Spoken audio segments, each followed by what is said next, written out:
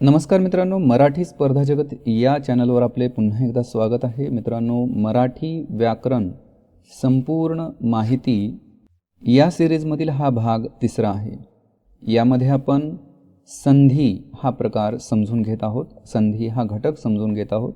यामध्ये आपण यनादेश हा चौथा प्रकार इथे समजून घेत आहोत आणि त्यापुढे कंटिन्यू करत आहोत. तर यनादेश समजून घेण्या अगोदर यनादेश स्वरसंधीचा चौथा प्रकार यनादेश. ठीक आहे.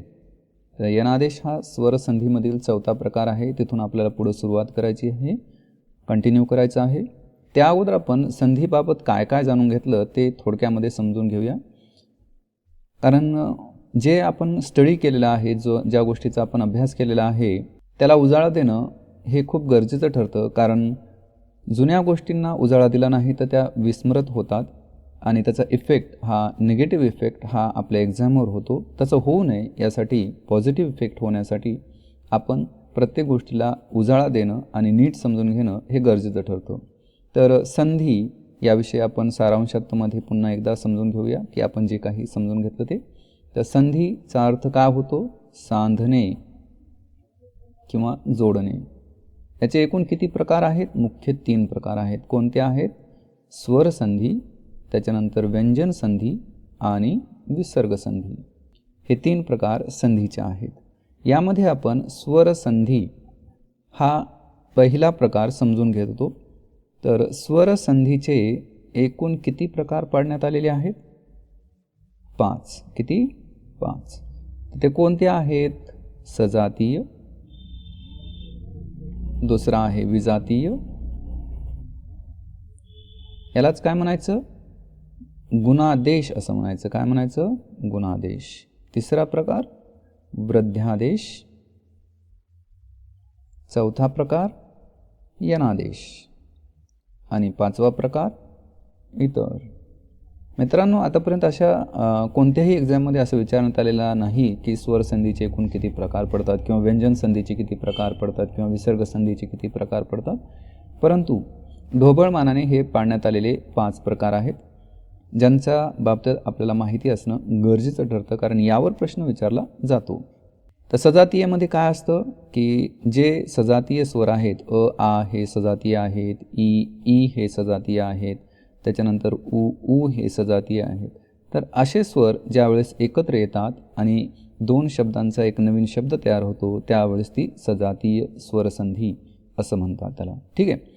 विजातीय स्वरसंधी किंवा गुणादेशमध्ये नेमकं काय होतं?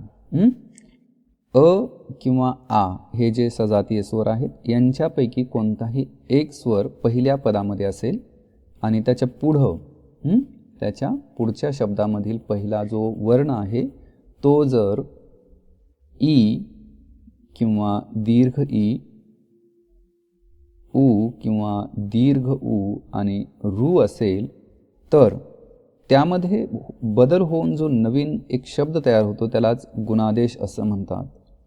तर बघा, ज्यावेळेस अ किंवा आच्या पुढं ई किंवा दीर्घ ई असतं तर त्यावेळेस ए मिळतं. उ असतं त्यावेळेस ओ मिळतं आणि रू असतं त्यावेळेस अर मिळतं. तर अशा प्रकारे बदल होऊन जी संधी होते त्यालाच विजातीय स्वरसंधी किंवा गुणादेश असं म्हणतात. ठीक आहे. यानंतर वृद्धादेश.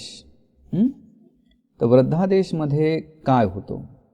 अ किंवा आ हे पहिल्या पदामध्ये असेल आणि त्याच्या पुढच्या पदामध्ये ए किंवा आई आणि ओ किंवा औ यापैकी कोणताही एक स्वर येत असेल तर त्यामध्ये जो बदल होतो त्यालाच वृद्धादेश असं म्हटलेलं आहे.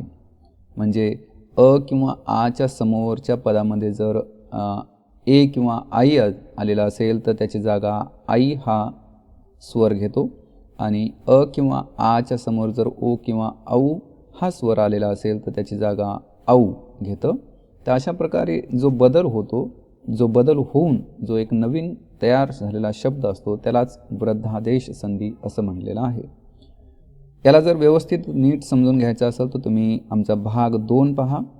त्याविषयीची लिंक ही डिस्क्रिप्शन बॉक्समध्ये देण्यात आलेली आहे. यनादेश हा चौथा प्रकार आपण समजून घेऊया. यनादेश.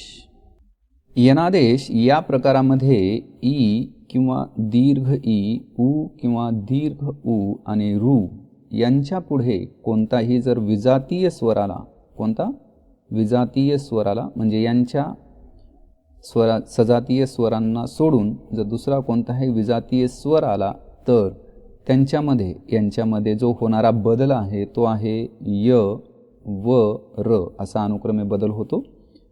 तर ई किंवा ई पहिल्या पदामध्ये ई किंवा दीर्घ ई असेल, उ किंवा दीर्घ उ असेल किंवा रू असेल तर त्यामध्ये हा बदल होतो. पहिल्या पदामध्ये जर ई किंवा दीर्घ ई असेल तर त्याची जागा य घेतं, उ किंवा दीर्घ उ असेल तर त्याची जागा व घेतं आणि रू असेल तर त्याची जागा र घेतं. ठीक आहे. तर अशा प्रकारचे जे बदल होतात त्यालाच यनादेश स्वरसंधी असं म्हटलेलं आहे. बघा इथं आपण व्यवस्थित समजून घेऊया. ई किंवा ई समोर जर अ हा स्वर आला तर त्याची जागा काय घेतं? य घेतं. त्याच्यानंतर उ किंवा दीर्घ उ आलं आणि त्याच्या पुढे जर अ हा स्वर असेल तर त्याची जागा व घेतं आणि रू समोर जर अ आलेला असेल तर त्याची जागा र घेतं. आठवणी जाऊ दे की हे सर्व हलंत आहेत म्हणजेच लंगडे आहेत. याविषयीचं एखादं उदाहरण घेऊया. प्रत्येक हा शब्द आहे. प्रत्येक हा शब्द प्रति एक या दोन शब्दांपासून तयार झालेला आहे. प्रति एक या दोन शब्दांपासून तयार झालेला हा शब्द. आता प्रति मध्ये काय आहे? लघु ई आहे. दुसऱ्या पदामध्ये ए आहे. आता ई आहे, ईच्या पुढं कोणताही विजातीय स्वर आला तर त्याची जागा कोण घेणार? य घेणार. ठीक आहे. म्हणजे यांच्यासाठी काय मिळालं आपल्याला? य मिळालं. आता नीट समजून घेऊया. प्रतिमधलं ई ची जागा य ने घेतली तर हे काय राहिलं? इथं हलंत राहिलं म्हणजे प्रत असं राहिलं प्लस हे य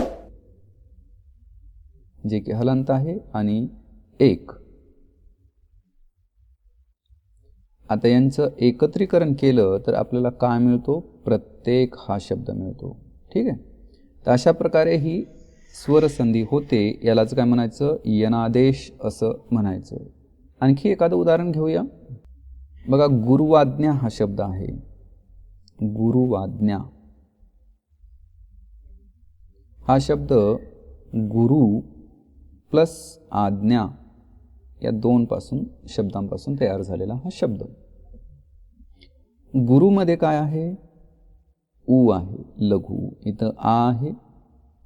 आता उ किंवा उ समोर अ किंवा आ म्हणजे कोणताही विजातीय स्वर आला तर त्याची जागा कोण घेणार आहे? व घेणार आहे. म्हणजे यांच्यासाठी काय मिळालं आपल्याला? व मिळालं.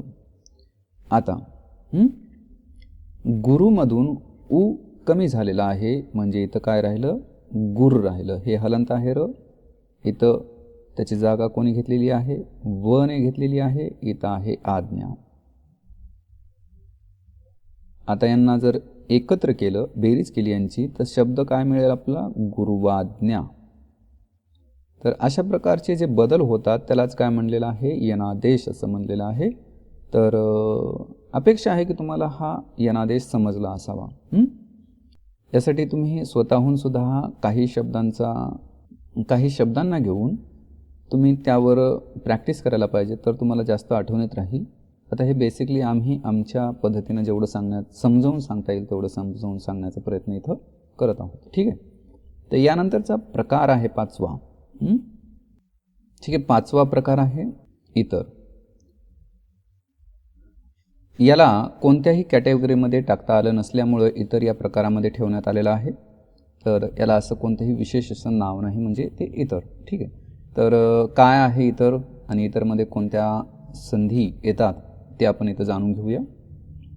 बघा ए, आई, ओ, औ यांच्यासमोर जर कोणताही विजातीय स्वर येत असेल, कोणताही विजातीय स्वर, त्यांच्यामध्ये होणारे जे बदल आहेत ते ऐ, आय, औ, आणि आव अशा प्रकारचे हे बदल होतात.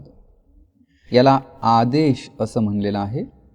अशा प्रकारची संधी ही इतर या प्रकारामध्ये ठेवण्यात आलेली आहे. त्याला विशेष असं कॅटेगरी देण्यात आलेली नाही. तर जे बदल होतात ते आपण इथं समजून घेऊया. बघा, ए प्लस अ असं जर केलं तर आपल्याला अय मिळतं आणि त्याच्यामध्ये पुढच्या पदातील जो काही स्वर आहे तो मिसळतो. ठीक आहे. तर इथं आपण पहिल्यांदा समजून घेऊ की ए प्लस अ बरोबर अय. ऐ प्लस अ बरोबर आय. ठीक आहे. त्याच्यानंतर ओ प्लस दीर्घ ई बरोबर औ आणि औ प्लस लघु ई बरोबर आव. तर अशा प्रकारचे हे बदल होतात. आता ह्या अयमध्ये अ मिसळल्यास अय बनतं. या आयमध्ये अ मिसळल्यास आय बनतं. या अवमध्ये दीर्घ ई मिसळल्यास अवी बनतं आणि याच्यामध्ये लघु ई मिसळली तर आवी बनतं. तर अशा प्रकारचे जे आदेश आहेत याला आदेश असं म्हणलेलं आहे किंवा याला अशा प्रकारची जी संधी आहे ती इतर या प्रकारामध्ये ठेवण्यात आलेली आहे. यासंबंधी काही आपण उदाहरणं जाणून घेऊया, म्हणजे उदाहरणावरून आपल्याला समजून येईल की नेमकं हे आहे काय. बघा, इथे एक शब्द आहे नयन. हा शब्द ने प्लस अन या दोन शब्दांपासून तयार झालेला आहे. यामध्ये ने मध्ये काय आहे, ए आहे, पुढं आहे अ. आता इथं ए अ ची बेरीज होऊन काय होणार आहे, अय होणार आहे. ठीक आहे. तर ने मधला ए निघून गेला तर काय राहिलं, न राहिलं. ठीक आहे. हलंत न. इथं पुढं काय आहे, अय. हा य हलंत आहे आणि पुढचा शब्द अन. आता यांची जर बेरीज केली, यांना एकत्रित केलं तर काय होईल, नयन हा शब्द आपल्याला मिळतो. तर अशा प्रकारे ही संधी होत असते. आणखी एखादं उदाहरण घेऊया म्हणजे आपल्याला व्यवस्थित समजेल. बघा, दुसरा एक शब्द आहे नाविक. नाविक हा शब्द नौ इक या दोन शब्दांपासून तयार झालेला आहे. यामध्ये औ आहे, पुढं आलेला आहे ई. आता इथं औ लघु ई आवी म्हणजे काय झालं याचं, आवी. आता हे अवच राहणार आहे कारण इथं मूळ काय होणार आहे, औ. म्हणून इथं आव ह. आता याला जोडूया. ना विक साठी काय आहे, नौ इक आहे. तर नौ मधलं औ काढलं तर राहिलं न हलंत प्लस आव प्लस एक. यांची बेरीज करा किंवा यांना एकत्र करा. न आ ना व लघु ई म्हणून इथं काय होईल, वी आणि क, नाविक. अशा प्रकारे ही संधी होत असते. आठवणीत राहू द्या की इतर या प्रकारामध्ये ए आई ओ आऊ यांच्या पुढे जर कोणताही विजातीय स्वर येत असेल तर त्यांचे मध्ये होणारे बदल आहेत अय आय आव आव. ठीक आहे. औ आव. तर अशा प्रकारे हे बदल होत असतात. तर इथं स्वरसंधीचे एकूण 5 प्रकार संपतात. अपेक्षा आहे की तुम्हाला हे 5ही प्रकार व्यवस्थित समजले असावेत. ठीक आहे. तर यानंतरची जी संधी प्रकारातील प्रमुख प्रकार आहे तो म्हणजे आहे व्यंजन संधी. कोणता, व्यंजन संधी.